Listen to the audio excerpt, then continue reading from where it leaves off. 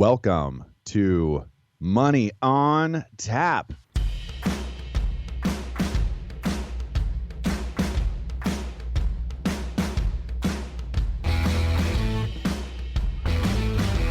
Money on Tap, your personal finance headquarters, where we bring out the professionals' experience and some fun in what we call three-dimensional investing, utilizing insurance, brokerage, and fee-based planning. That's what we do on this show. We look at all sides of the issues, and we bring a fully independent planning perspective to the table. Welcome back. You're listening to Money on Tap. You can reach us at 855-226-8551 or info@yourmoneyontap.com. My name is Seth Kressman. Joined here once again with Ben Brayshaw and Dan Mickelin. How are you guys doing today? I'm doing great, Seth. I'm doing real well. How are you doing, Dan? Really good. We're just happy to see that the rain stopped finally and sun's back out and summer's ready to get going. I know. A whole week without you guys. It was actually some of the best days I've had in a long time. Well, I hope everyone has been having as good a week as Ben. We sure have. You guys, we have a show for you today, and it's going to be focused on the market insights. We're going to unveil the market insights, and we're going to talk about navigating the second half of 2023 and what that can look like for you. Well, welcome. We're glad you're here. You could be doing anything today with this time, and we just appreciate that you spend it with us. Our goal here as financial planners with Brayshaw Financial Group, our whole reason for bringing you the show today is to just get into some good stuff for you. Financial planning. Some of it's going to be common sense. Maybe you've heard it. Some of it's going to be a lot deeper dive and maybe go right over your head. Either way, at some point in time, we love the opportunity to just grab a call with you. Grab a call, grab a coffee, come in and visit and show us what's going on. Let's have some fun in financial planning and get some stuff put together that's going to make sense for you to really be successful in your investing. Three-dimensional investing is what we do here at Brayshaw Financial Group and Money on Tap. We take a look at all sides of the issues. We bring, really a lot of different perspective and experience from all three of us to really bring a fullness to the planning perspective. And that's what we're talking about here today is we're going to be talking about the market insights. What have we learned so far from 2023? Where are we going? It's a great question to ask, especially at this time of the year. It's a good question to ask. There's a lot of stuff going on, and there's a lot of speculation of what should have happened, what's going to happen, and where we're going. And I think this show should be. I'd like to say it'd bring a lot of answers, but it's probably going to bring a lot of questions too, because I think there's a lot of speculation out there that it's almost like they have the right next thing to say to make you move whichever direction they want you to move. It seems like in the greater scheme of the market world that we all so carefully trod through. And I think that's really important to understand, like, where are you invested so that you can really make sure that if the market's up or down today, tomorrow, or the next 6 months, that your well-being is not dependent on that move so that you can ultimately, like, for all the people who have acquired their wealth through the stock market, you didn't care about it every day. You went to work because it didn't make a difference. You have to make sure that your everyday living experience is not dependent on the good, bad, and ugly of the stock market every day. Yeah, and don't let these theories and opinions that you find in the media in general, dictate everything that you do. Because coming off of the rough year that 22 was, every indicator you read was that 23 is going to be more of the same, and we're in for kind of torture and torment in the market. And we've had one of the best starts in history so far this year. So, it's never probably wise to be all in or all out, and definitely, don't read too much into some of the opinion you hear out there. It's best just to take a disciplined approach to this stuff, and hopefully we can counsel you through some of that with our second half outlook, but as well kind of explain a little bit what's happened in the first half this year. I would even back that up with just the idea that so many people are, solely dependent on, stock portfolios. We met with somebody, recently, and everything's in the stock market, and after last year, they're like, we need help, and then they're like, the market starts moving in a positive direction, and they're not even back to where they were, and they're like, well, maybe we don't need help. It's you have to really, and the conversation we had was, you have to have a plan, and when you have a plan, you know what to do when certain outcomes happen. And when you don't have a plan, then you're just wandering aimlessly, and then you become a victim, and you don't become a designer. Yeah, you need to have a rudder. You can't just ride the tides. You got to be aiming at something. All right, we're going to get into it here with you here in just a little bit. But before we start talking too much about the markets, it is time for Money in the News. And coming to us first up today from Jessica Dickler at CNBC, just 8% of new vehicles cost under $30,000. It's the least affordable car market in modern history, expert says. So, right to the point in the headline there, only 8% of the available cars cost less than $30,000, which is really incredible to think of it that way. I mean, I think we've all understood and experienced, through the pandemic, on the heels of the pandemic, with these supposed supply chain issues and chip issues that, the car market was going to be red hot and it's going to be difficult to find what you're looking for. But the affordability change is something that's drastic. And I think it's, certainly if you're in that market, it's something to be concerned about. For new cars, the average price, this is going through the end of May, was $47,892. Now, and 10% of all vehicles out there cost $70,000 or more, which is up 3% from just 5 years ago. And look, scanning the market, just 0.3% of new vehicles sold for less than $20,000, which compared to 8% 5 years ago. So again, looking at that time frame, basically pre-pandemic until today, the availability and price of cars is just skyrocketed. It's really, truly unbelievable.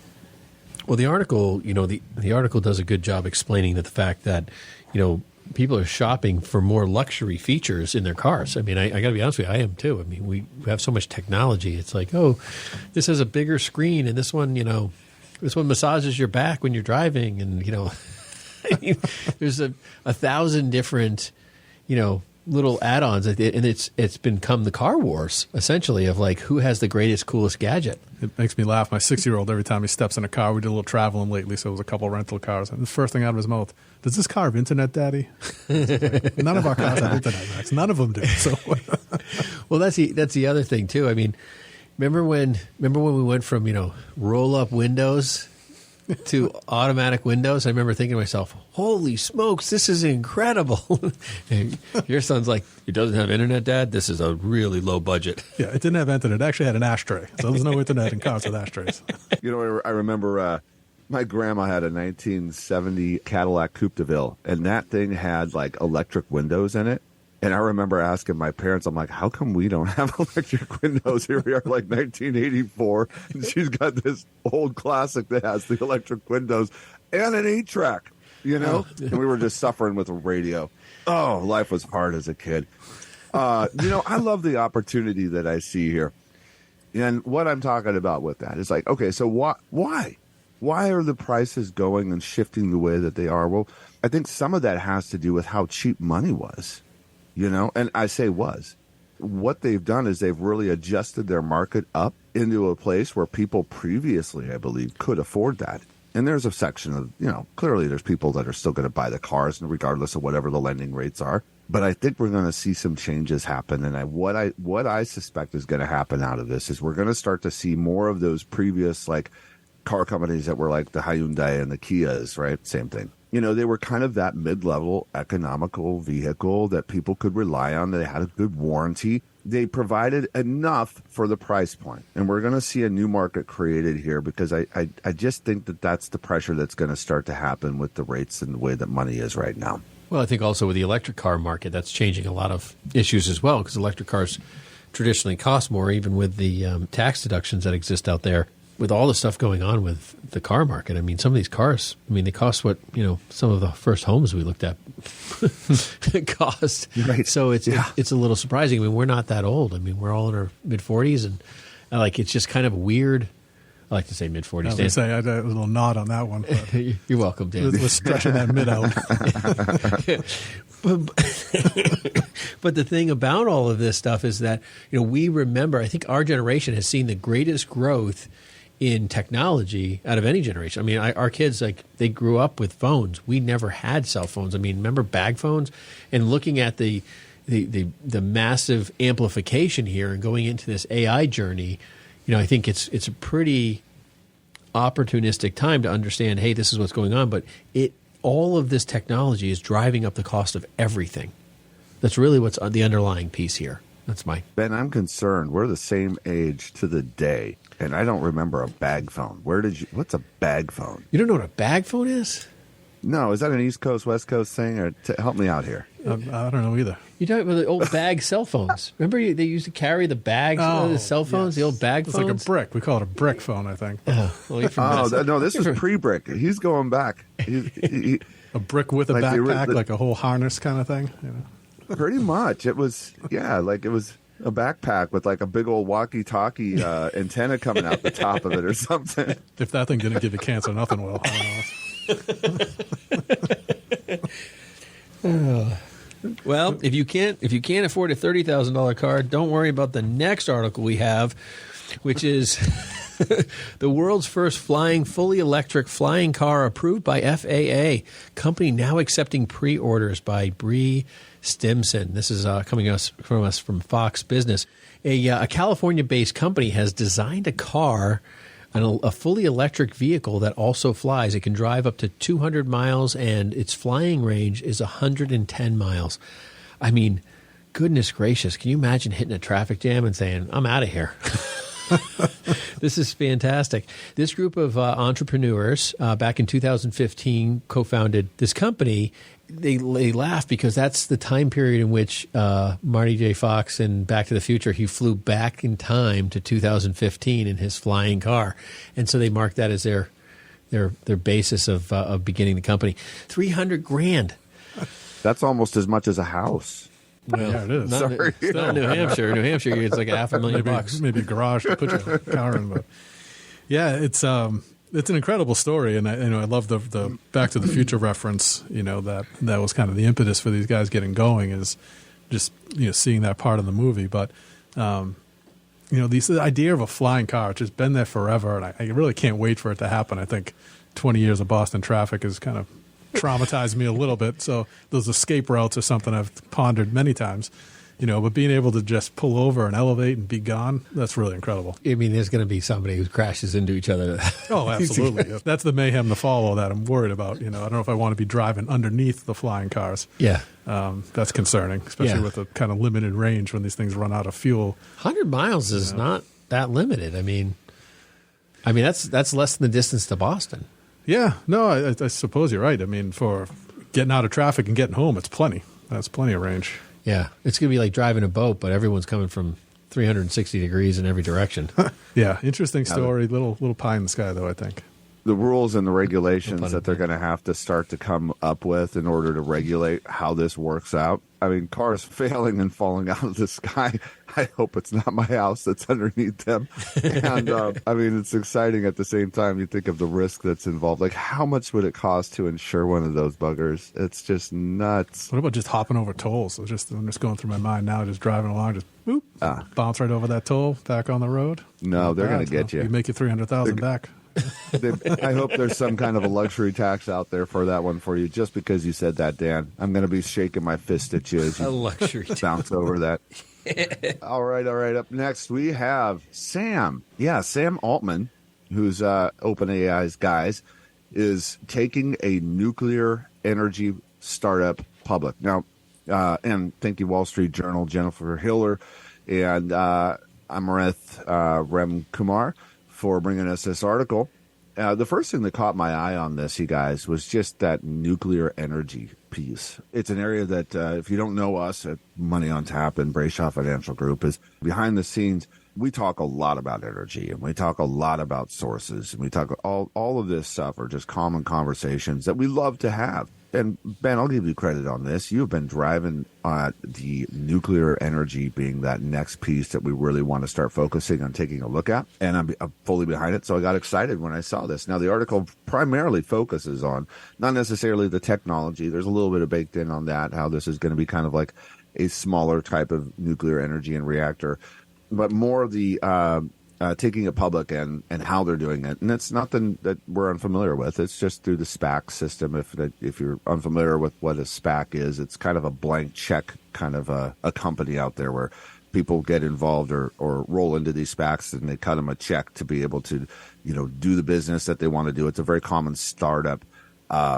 process today before they can fully go independent and roll out into the marketplace outside of these mergers or these SPACs or blank check companies. So I was somewhat disappointed to read more about like the how to of a SPAC and where Sam is coming from, the Chat GPT company, and I wanted to hear more about the just kind of like the nuclear enterprise or this nuclear energy enterprise. I don't know what your takeaway was. Well, I think there's a big overlap there, and not this company that Sam Altman's working on, but a prior innovation of it was a partnership with Microsoft, and they're invested in this basically because they're trying to develop their own electricity source, and the expectation is that as AI evolves and if it follows the course that some people predict and really takes over a lot of enterprise, it is going to require a ton of energy to operate. So these new ideas, particularly with a kind of a clean lean, is something that is definitely an area that's full of potential. Well, last time I watched The Matrix, our body's about a D power source, so we can.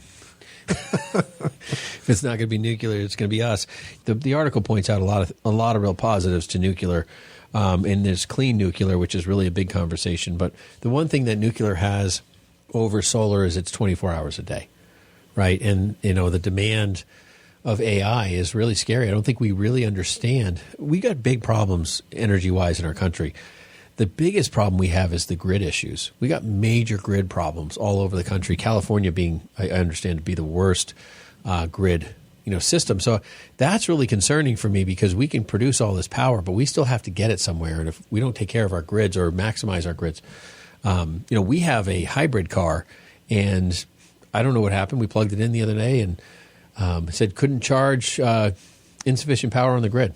Like, well, why is my car telling the grid it's charging an electric car that it's not going to charge it because it will run everything else, right? So it's just kind of interesting that the grid issue is, and the demand out there is already too high to fundamentally cover this. I mean, even if we've done articles, right, guys? I mean, on if everybody had an electric car, like you just couldn't charge them all. I mean, it's just impossible. So there's a lot of issues around this, and I think nuclear is really one of the only solutions that's really going to provide us with a long-term option. They did talk about SMRs, which I thought was interesting. It's like small mobile reactors or something, or modular reactors. Yeah. And we don't have any in the U.S. yet, but these are they're not the big tower, combustion chamber issues that, everyone's running around.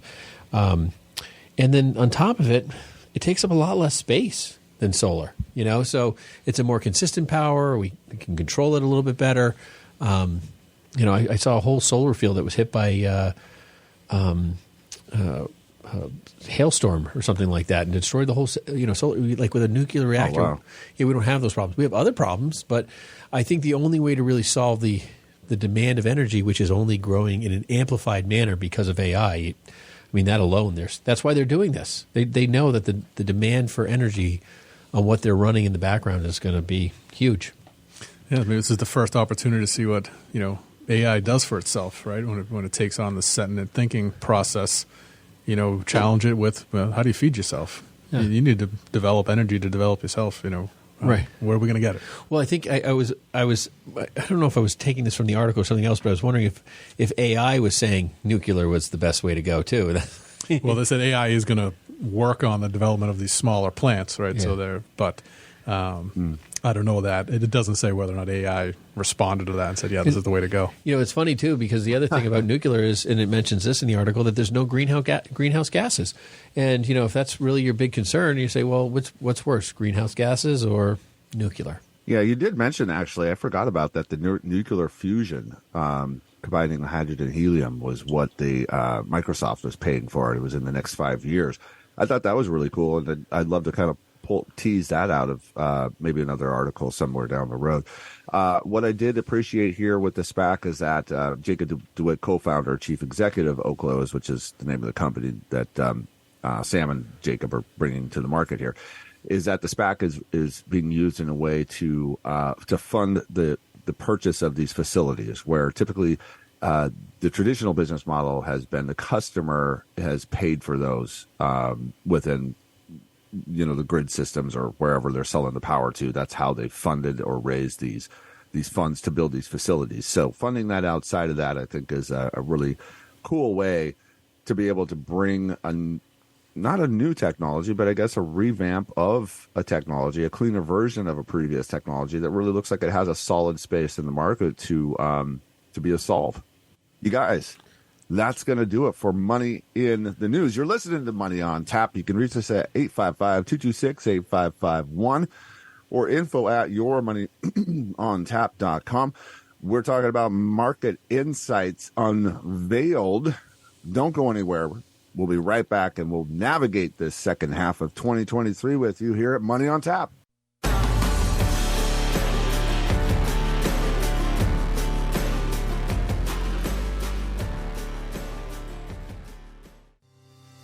Hey, this is Seth Cressman with Brayshaw Financial Group. Are you looking for a hassle-free way to invest? Look no further than Brayshaw Financial Group. With Brayshaw Financial Group, you can start investing with as little as $100 and enjoy a user-friendly platform with diverse ranges of investment options. Visit Brayshaw Financial Group and start your investment journey today. Brayshaw Financial Group, investing made easy. We appreciate you listening to Money on Tap with Ben, Seth, and Dan. You can contact us at 855-226-8551 or email us at info@yourmoneyontap.com. And now, more of this week's program.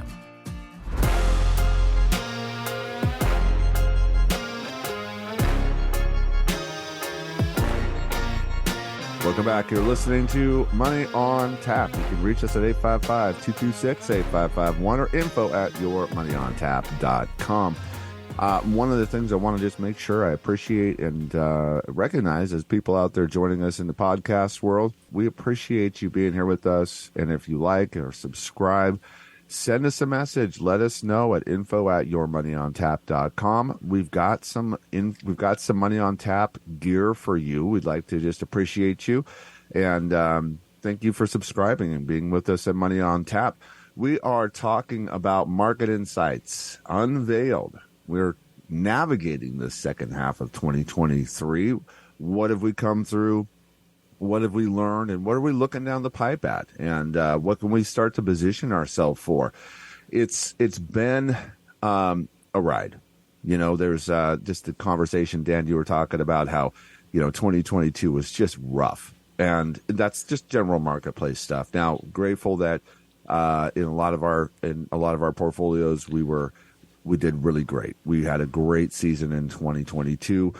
But, we're listening to the market pundits out there and what everybody else has to say. And there was a lot of fear coming into 2023. It was going to be another, ho-hum doozy of a year. Don't have any expectations. And where are we at today? Market has done well. And as, we've talked about in, when we how many years have we done Money on Tap now? I'm like, we're in like 260 episodes, 2016. We've been doing it for a while. So we've had a lot of different market conversations in this time. And when I go back and think about some of those, it was the, I want to call them the Fab Five. I forget the name that we even used for it. It was the Netflix and Facebook. And what were those called? The FANG? Fan Mag. Oh, Fan Mag. Fan Mag, right. Yeah, so that was the deal a while ago, right? And that was how we had index conversations, like why is the index up when the majority of the S&P 500 is not doing all that well? It was driven by mega cap. And here we are in another season where, we're going to start to have some of those conversations again, where we've seen the majority of the index, so the market performance really hanging on some big names out there. And understanding, if you're into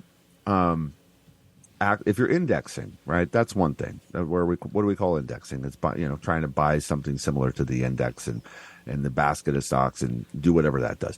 But if you're also out there and you're an individual stock selector or an individual investor, it's really good to pay attention to what is some of the underlying concerns or causes that we have going on here, and how can we be in front of this next move in the market.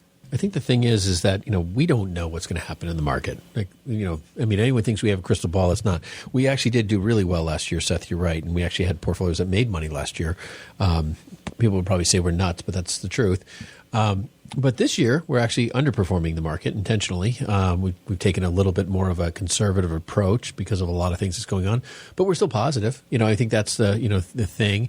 Because we always manage risk and we manage reward and time horizon and the investment objectives of us and our clients and what we're trying to focus on here.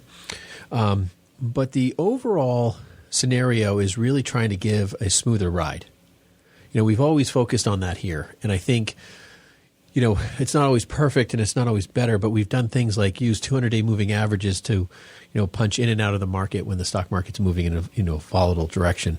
And that holds us accountable in some index allocations, which is unusual and different than a lot of different people who just say, we're passive forever. Like we're just going to buy the index and we're going to hold on forever. But, if you're performing at this, 15, 16% in the S&P, congratulations. But, when you look at your S&P holding, and we've talked about this at so many shows, it's only the first, 5 or 6 holdings or whatever that are like 50% of the fund usually. And that's usually the mega cap. That's the Apples and Microsofts. Those are the big boy companies. They are the majority of the investment. So when you buy the S&P 500 index, you don't own all 505 companies in the S&P. I mean, you just don't. You might own 50 of them, and then that's a problem. And they're so unequally weighted that you never really get a depiction of what the S&P 500 is doing. Yeah, there's no doubt that this market has been pulled up by just a handful of names and some new names. NVIDIA is the one that comes to mind that's kind of just really he's blown the wheels off of it this year, up 200% at one point. And that has everything to do with this AI trend and chip making. And, for people who have been consistently indexing with the NASDAQ or invested there, then you've done very well this year, much more so than some of the other indexes. But the key to this thing is being diversified and picking on trends that you like and picking out sectors that you believe in, but having that diversity with the bulk of your investments so that you're kind of covering the field of what's out there is probably the best way to go. Yeah, I think a balanced perspective and buying things you like and own really make the most sense. And I think that's what's carried a lot of people through this recession that wasn't or hasn't been. Let's put it that way. Yeah. We've got all sorts of things kind of crumbling around us. Or why are all these headwinds? Why is all the noise around this recession? We've heard it. And we've looked at the Fed raising rates at the fastest pace in history. That's probably the first thing that I would say in an organizational structure conversation, Dan. I think that's the first thing that really drove everything in that direction. And now the Fed has come back and said, well, we're not going to cut rates this year. We're going to raise it, which I've been mentioning for a long time. And I honestly, they're talking about cutting rates next year. I don't think they're going to be cutting rates next year. If they do, it might be an election move. I think that could potentially be a scenario, but I don't think that in their goal or scheme of things that, lowering rates is really their agenda. But they're lowering rates to reduce inflation. And I think that's been their goal. And so one of the things we've been talking about here is just that we've seen some marginal, not huge, not sweeping winds of change in the inflation world, but we're down a few percentage points from the 8-9 area to the 6-7. So, yeah, I think what's interesting about that is when the Fed started their increases, they said that they were, looking at a couple indicators that they believed would be the foreshadower of inflation coming down. Specifically what they wanted to do was see the labor market, tighten up, to be less people employed. They wanted to see the stock market come down, right? Neither of those things have happened, yet inflation is coming down, right? So it's another one of these things where you kind of got to wonder, do they really know what they're doing? Well, he kept mentioning 2%, right? So the idea of bringing inflation down to an average of 2%, and we're still at the 6 range. It's like to get an average of 2% over 12 months. Like how far below 2% do we have to get into deflation, right? that we actually get an average of 2. I think that's the biggest fear. But I honestly have seen I mean, just here locally, Dan, we've seen a softening of the labor market. I wouldn't say anyone's dying for a job here, but I would definitely say that activity is a little bit more interesting. Yeah, I'd agree. Now, stuff that has been interesting to see is that, GDP growth rate has remained positive. One of those typical things that we would look at is an overall economic expansion. The labor market has shown signs of strength and, steady job growth. You're talking about regionally, you're going to see some softening, you're going to see some different things, but overall, steady job growth has been there. Consumer spending has been, one of those things that you would typically take a look at. It's been high. And again, they're looking, the Fed has said they want the market to come down. That's been a target for them. And typically these other areas would be what they would use as indicators, not necessarily the market. Market kind of is more of a reactor to some of these other areas, but they've remained so high and so strong. I wonder what they're thinking. Like, what are they? I would point towards some of the stimulus that they pumped into the the liquidity that they have been pumping into the market continuously, and just kind of a continuation or a rollout of that.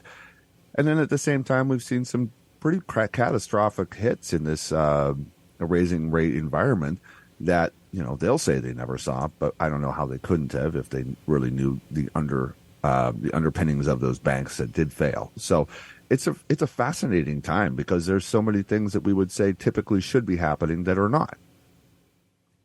Yeah, particularly the bank crisis. When we've seen that happen in the past, it would hit the market across the board, not just the banking sector and the financial sector, which have suffered this year for sure, separate from the rest of the market. But none of these things that were kind of historically indicators of a recession to follow have really played out. So whether that recession has been staved off for good or is just going to be slower developing than expected, that's the unknown.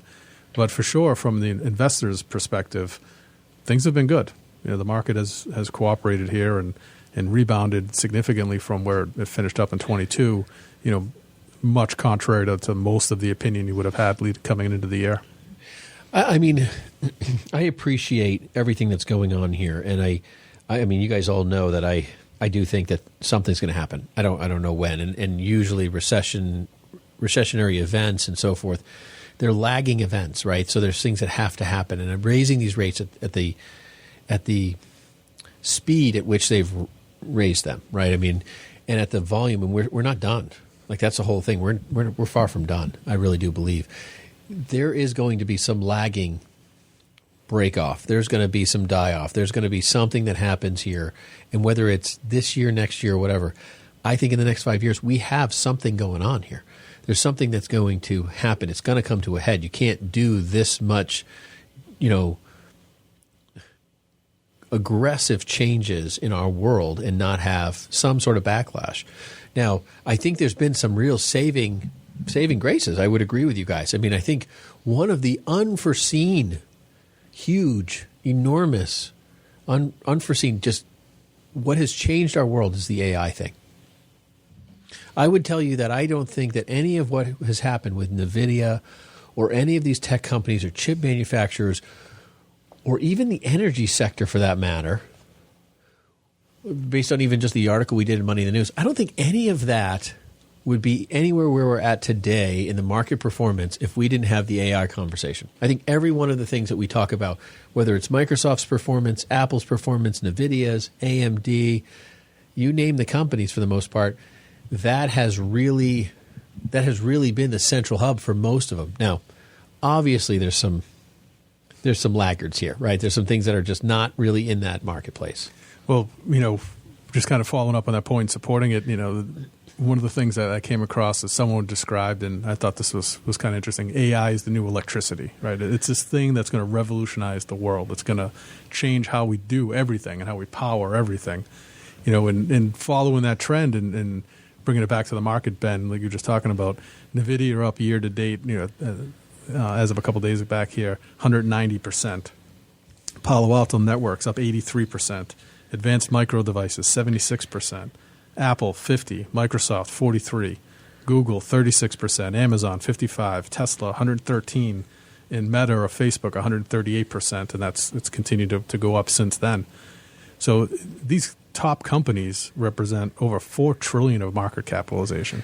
So these are that top end of the index, right? All driven by every one of the conversations you see on any news story, any news show is how they're connected to AI. And you're right. I do think it is the new electricity. I mean, if you don't understand what AI is doing, you have to experience it. You have to go through the process, because the demand AI is going to drive is just astronomical. The innovation AI is going to help culture it's incredible. I mean, it just really is an incredible thing. And I think all of these mega caps will only be driven further as we dive deeper into AI. So that's, I mean, it's interesting because I've listened to a lot of people talk about how, the tech sector is overweighted and so much growth. But what is tech? Does anyone know what the definition of tech is? I mean, I don't know anything that doesn't involve tech. I mean, it used to be you buy a car and it ran on, gas and it was an engine and you had a carburetor and now it's like, nope, I can't fix this because it's got too many wires. You know what? That's so true. Actually, I was just having a really great lunch with my mechanic and the other day. And we were talking about tech and what it takes to actually get certified just to open up one of these cars today, and the liability that it takes, because, everything's a computer in there. And if it's not put back together exactly right, who owns the liability if those brakes go out or, random acceleration happens? There's just so many different factors in that car today that are not mechanical. You are now not only a mechanic, but you're some other kind of a technician. Like you're an engineer of a different value. Yeah, you got a computer problem? You don't call IT, you call your auto mechanic. I mean, they have more training in tech stuff. It's unbelievable. What they know how to do with they're working on computers. Explains why I can't get anyone to fix my lawnmower. Seriously. But I think before we take the break, I think if you don't understand AI and you're not taking these pieces of the puzzle and putting them together in a portfolio, Dan, and things that you believe in, like as you said, if you're not looking at areas where that growth is really going to drive it, because if you don't understand AI, you don't understand why it's going to grow. And so that's really going to drive a lot of investments and successful investing, I think, long term. Now, is the market come down? The market always comes down. But when you actually start focusing on where value is, in big companies, and at, we like yield, I like things that pay income to us to own them. But if you understand value in general, you have to understand where that AI is going to place itself. Because AI is not a software program or something that is in of itself. It runs on other things. It is something you stack on top, and a lot of people don't realize that. You're listening to Money on Tap. You can reach us at 855-226-8551 or info@yourmoneyontap.com. We are unpacking the 2023 and looking forward in investing, and we're looking forward in what's coming down the pipe. AI was a really great topic for us to kind of wrap up that little segment on. It's going to speak volumes to where we're heading and what we're doing. And it's going to be a lot of fun to uncover that here with you on Money on Tap. Don't go anywhere. We'll be right back.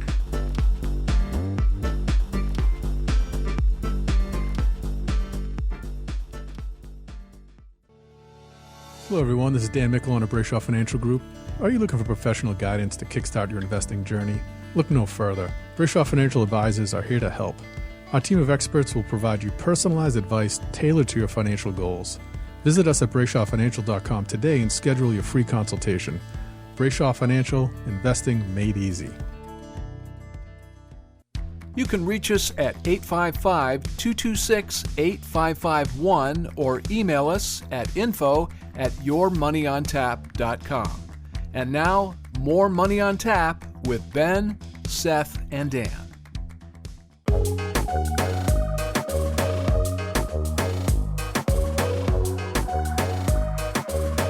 Welcome back. You're listening to Money on Tap. You can reach us at 855-226-8551 or info@yourmoneyontap.com. We're talking about market insights and Unveiled. a lot has happened in 2023. There's been some surprises, and we've talked about some of those and some of the reasons why, or our understanding of those. And I'm looking forward to, looking at a few more of these surprises. For one, was anybody shocked by travel and what's happened in some of the travel industry stocks? It's really come through a challenging period, and what we're seeing is a very strong rebound just in the industry overall. It's easing with the traveling restrictions, the return of consumer confidence. Airlines, hotels, travel related companies really are experiencing a very full recovery. And one of the things that I've noticed as I've been around a little bit lately too, I kind of climbed out from underneath my rock. I hope everybody else has done it or felt the same. Is in the hospitality industry, and specifically inside of the hospitality industry, the restaurants seem to be the lagger in there. It seems so hard to find a restaurant that you can actually get seated in. Now, there will be plenty of seating, but having the full complement of service available, or even the full restaurant menu. That's one of the things I've just noticed is so hard to come by, is that full restaurant menu that they used to have. It's come down to almost a happy hour menu so that they can just get it out to you in time with what they've got the staff or the ability to do. Yeah, I mean, I did some of my first traveling by plane in a long time lately with the family. It was my kid's first flight, so it was kind of an exciting time. But I wasn't prepared for the fact that the airports are absolutely packed.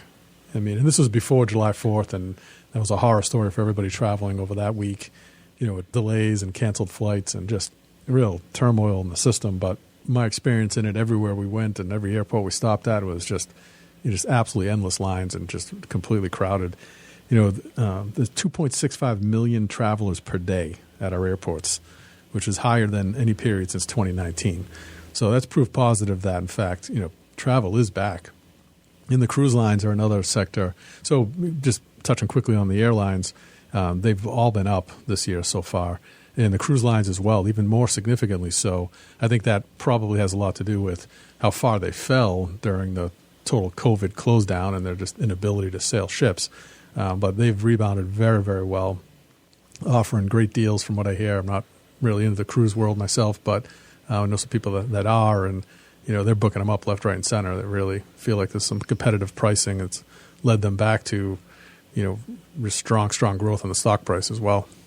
Heck, I mean, with COVID and everything that happened, the $12-14 trillion of checks we've written, whether it's to us or to other people or countries, no matter where you stand in all of that, there's money flying through the system. I mean, everybody's getting money, so there's stuff to spend. And then you have this unforeseen market upside, right? This whole 2023 thing. I mean, a lot of people are not even back to what they lost last year. So we're kind of break even, but people are kind of feeling a little bit of relief and a little bit of, okay, like I'm better where I was. But you still haven't kept up with the inflationary event. So people are better off than they thought they were going to be, and things are a little, maybe I'll take a little bit of money out, I'll travel and so forth. And I think we're seeing that in some of the reports. I think the earnings across the board, whether it was the cruise lines, which have reported significantly better earnings for the most part, a lot of the airlines are record numbers and so forth. They've become significantly tighter as companies. They've gotten rid of a lot of junk in their books and stuff. So I think it's a little cleaner, a little sharper. So they're becoming more profitable a little quicker, and the volume is good. So there's a lot of things that are kind of coming out in the reports and the earnings that are better. I think everybody reported numbers that were significantly worse, which sent a lot of shock fears into last year, and where they're going to be. And companies are cutting. I mean, we've seen Facebook, we've seen Microsoft and Amazon. We've seen all these companies cutting jobs. So on some level, companies are getting stronger because of this. They're getting rid of fat, and that's important. So earnings are looking good, and things are happening in a way that I think is releasing funds and assets for people to travel, and that's good for our economy. It's staying off a lot of this recession that that's one of the first places you really see a big pullback. Is that kind of extra spending. Yeah, well, people fear their portfolios and pocketbook. They're certainly not taking vacations. Oh. So I think that's a good indicator that that's not the case. That fear is dissipating quickly. One of the other things that we were talking about and we want to bring to our listeners is the strong housing market, a kind of unforeseen strong housing market. Now, there's kind of a very big story about housing. We've talked about this on shows in the past. And one of the things about the housing market is that the millennial crowd, that generation, never really saw their parents making money on real estate. So there was kind of this, already historical perspective where parents bought homes and they sold them for same dollars, and they saw that as a waste of an investment. What I don't think was communicated well to millennials was that a home is more than just an investment. Because parents thought, oh, well, I'll buy this house, it'll be worth more, and I'll retire off this. It's my biggest investment of my life. That's a very common story that we've heard from people. But since COVID, there's been a surge of millennials both keeping apartments in the city and buying homes. Or just buying homes and getting second jobs and moving away from the city. They've started to see value because it's a different value. They see the value of a home as like freedom. Like, that's my world of freedom. Like, I'm not tied to a condo in a place I can't leave the door if this ever happens again. They see that as a place where I have a backyard, and a home is more than an investment. So that continued strong housing market. I mean, here in New Hampshire, we have like historic lows in listings, and prices and so forth are rocket shipping. I don't know about you, Seth, but I was talking to a realtor the other day. They've got multiple offers, lots of them for cash, over asking. It's continuing. But he said it's lightened up a little bit, but still the volume is way more in the buyer side than the seller side. What have you seen, Seth? It's kind of a mixed bag. It's a very complex market. For one, there's such a huge need. We are underhoused as far as people that need homes, need housing, and want housing, and frankly are trying to figure out how to get into this market. And the market here, if you take a look at the average home prices across the nation, it's like $440,000 or something like that for the average home. That's crazy, right? Just a little while ago, seems like a little while ago, it was like 2012. It was more like 250, 300, and so we've seen a dramatic increase in the cost of a home, and then you get sucked into this rate environment that we're in. My friends that are in the mortgage industry have just over the last year and a half, it has been a tough haul. They're really optimistic around what they're seeing right now, and people have continued to be able to purchase and buy real estate, and we still have this small offering of real estate here, so it's a very limited amount of real estate available on the market. But we have a lot of building projects continuing to push forward. There's a lot of new homes, and those new home prices, they're $800,000. That's kind of your average in that arena right now, unless you are kind of moving outside of the metropolitan area and getting further and further away. There are closer to that 400,000, but just driving by some of the homes that were built in 1970, 1980. Your classic, maybe 1 or 2 bathroom, 3 bedroom, 500,000. And I was shocked when Kira told me that the other day. I was like, how is that even possible? These are tiny little places in comparison. Yeah. It's just, I think this whole housing, extravaganza, everyone wants to own a home. And the millennial is a huge generation. It's a huge population of our country. And all of a sudden we've got baby boomers selling, and we got, and not as many, because there's still like 80 million Americans to retire. So, they're not necessarily ready to sell their family home just yet. And so that's forcing home prices up. And, we just don't realize how many people are the exodus from the cities. Yeah, there's the supply and the demand have really leveled off and kind of found their equilibrium. To your point, Seth, and I don't know if it was coming from the same source, but there's 1.37 million homes listed in the U.S. right now, which is the lowest number since they began tracking back in 2012. Right, mm-hmm. So there's that glut of buyer that was out there that was pushing things over, listing and cash offers only and all that. That's finally dried up, probably due to the rate environment, but the supply is still there. It's just it's lower. So there's the prices remain high. So there's a buyer for every seller, it looks like. So I want to kind of wrap this up and have a conversation really quick with you guys. The recession that wasn't or hasn't yet conversation. I mean, where do you guys stand on this, from your perspective and for our listeners? Well, every indicator coming into this year was that this thing is coming. And a lot of those indicators remain the same, right? That hasn't really changed. The things that are atypical is that the market has stayed strong, right? And that these rate hikes haven't had at least a couple of the desired effects, which was one, driving down the stock market, and number two, increasing unemployment. So, you have that trend to consider. And then there's the other trend that tells us that, historically looking at the indexes, if the first half of the year was positive, typically so is the second half. And if you look at the S&P as an example, since 1950, if it's up over 10% in the first half of the year, which it was, then in the second half of the year you can expect a 7.7% average gain going forward.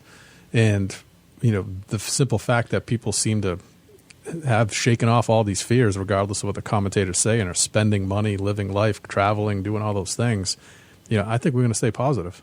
Yeah, that's a tough call. It's a really good question too, Ben. I think that's the one that we're trying to figure out and understand and answer here today. Is the trend right now is telling us that we're moving higher, right? Market's going to be moving higher.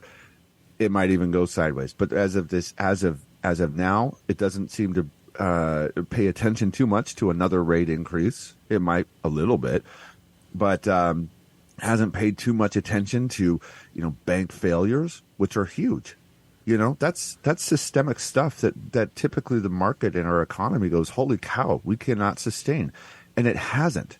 And so part of me that wants to go along with, okay, the trend is our friend and we'll continue to move higher. We've got too much strength and too much going on, all of the things are positive moving in this direction. And the other part of me is that contrarian says, okay, don't get lulled to sleep. Pay attention. And so I'm cautiously optimistic. I see it moving higher. And what do I like right now? I really like value. I really think that we've had such a huge sweep upward in these technologies and AI. I think what's going to start to happen is AI is going to take a look at the marketplace and it's going to say, well, we really like value because that makes sense. That's a solid investment. So I'm going to go with that. Yeah, I really like both of what you have said. I think cautiously optimistic would be an optimistic way of saying how I feel. I actually feel like, we can't stave off the things that we've put in place. Right? We've had things happen, and I think we've had some kind of unicorn events. I think AI is a unicorn event in the marketplace. I think it's really driven the market in a way that I think it literally caught the market from falling and literally carried it up. And that's all because the mega tech is, the majority of the S&P index, and when you buy an index and how it's allocated. And if you don't understand that, give us a call. But you're right, Seth. I mean, the bank collapse, we probably haven't seen the end of that story. I mean, the rates are going to continue to rise, and how well are these banks, ready to handle more rate hikes? And the truth is that even though you have money in the bank, maybe you have a CD paying 4 or 5%. Are you maintaining inflation? Are you working backwards in your life financially, and how are you managing that? And then the other piece of it is if you're walking into retirement, for the people who are just embracing retirement and the freedom of that, what does a 40% pullback look like for you? I think that's the biggest piece. Like, how do you weather that storm? And I think without a plan, and then we were chatting about this earlier, without a plan, you really don't have the ability to mitigate all the woes and fears that could happen. But we all know that downsides happen, and they happen violently usually, right? Remember 2008, right? We had 2020. It doesn't matter if a nuclear bomb goes off in Israel tomorrow, the market's going to collapse, right? And so how do you mitigate those problems inside this? Because whether it's a recession because of intentional efforts or some sort of catastrophe or another war or whatever, all of these things are issues that we need to put foundations around to protect against, and try to give a smoother ride. And that can happen. It really can. We can do that for people. And depending on your risk and your tolerance and your ability and what your needs are, there are solutions out there than just buying the straight up stock market. But I agree with you, Seth. I think value is way, way undervalued. You're listening to Money on Tap, and we have been talking about uncovering the marketplace and take a look at 2023. Thank you guys for another great show. If you have questions, if you're out there and you're wanting to understand more about your financial planning or how to improve your financial planning, give us a call at 855-226-8551 or info@yourmoneyontap.com. We'd love to sit down with you and take a look and see what we can do to help. That's what we're here for. Folks, be successful in your investing, okay? What you need to do today is what you got to do today, all right? I know that's repetitive, redundant, all that fun stuff, but probably infuriating to some of you. But it's what's important for you right now. Take a look at where you're at, understand it, and make a decision to move forward and be better, okay? Can't wait to see you next week. The views expressed are not necessarily the opinion of this radio station and should not be construed directly or indirectly as an offer to buy or sell any securities mentioned herein. Investing is subject to risks, including loss of principal invested. No strategy, product, material, or tool mentioned can assure a profit nor protect against loss. Please note that individual situations can vary. Therefore, the information, products, materials, or tools mentioned should be relied upon when coordinated with individual professional advice. Past performance is not a guarantee of future results. This show may be subsidized in whole or in part by a product sponsor or issuer. Securities and advisory services offered through SagePoint Financial Incorporated, member FINRA SIPC, and a registered investment advisor. All other services offered through Brayshaw Financial Group LLC are independent of SagePoint Financial. SagePoint Financial and Brayshaw Financial Group do not provide tax or legal advice. Main office is located at 116 South River Road, Bedford, New Hampshire, 03110, and can be reached at toll-free 855-226-8551. Well, bye.